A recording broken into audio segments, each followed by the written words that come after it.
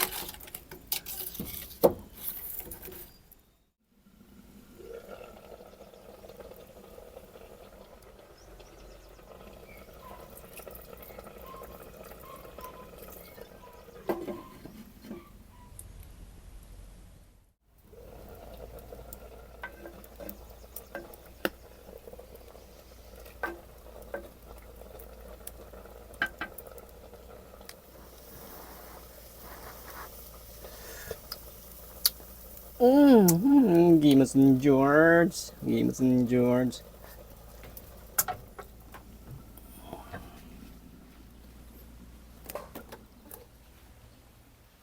Oh, Gimasin George. Sariwagwag. Ako na ti Ilocano kakabsat. Oh, Gimasin. Magandang tanghali po sa inyong lahat kakabsat. Kain na po tayo. Yan, nagulam tayo ng saluyot na sariwagwag ang tawag sa Ilocano. Gimasin George. Lord, maraming salamat po dito sa blessings na binigay nyo. Basbasan nyo po itong pagkain ito at magsilbing lakas sa aming pangatawan. Maraming salamat po. In Jesus name, Amen. Kain na po tayo kakabsat. Gimas na ito eh. Bugoy ma.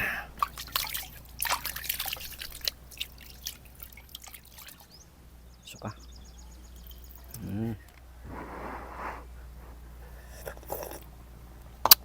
Uling na po.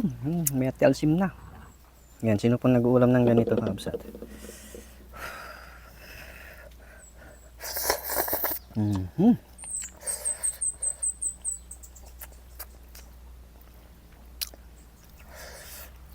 Yung maganda yung tinapa kakabsat kasi bagong bago.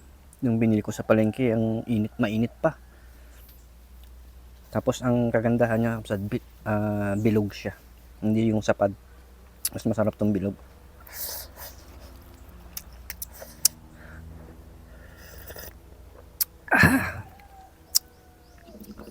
Panalo George. Checkmate.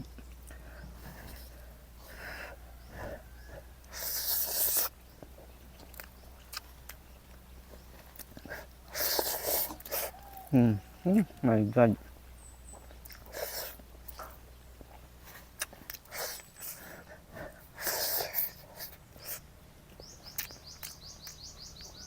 Kasi timangan ti saluyot kakabsat. Suruan kayo.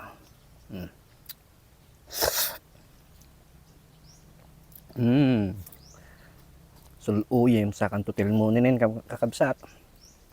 Awan tingin ang ngalanan.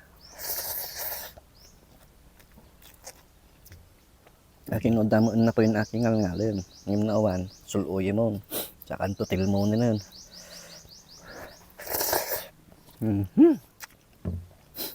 Sarap ng tinapa. Bagong bago. Oh, ini daman natin nyugun kakabsat. Daman ti panggatan.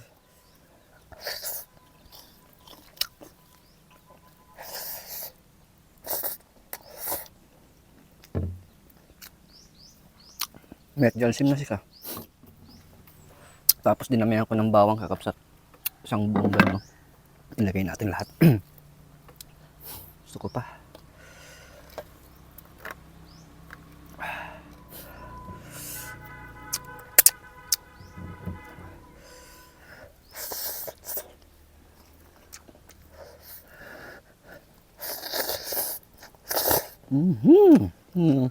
Hindi masinjol.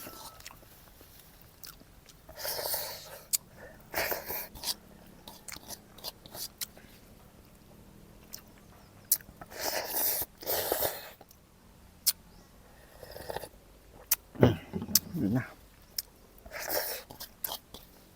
Sayang. Papakin natin.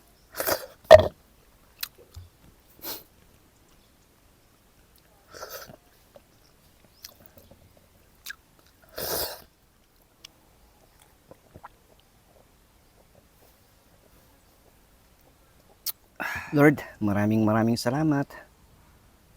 At nabusog na naman po ako dito sa binigay niyong blessings.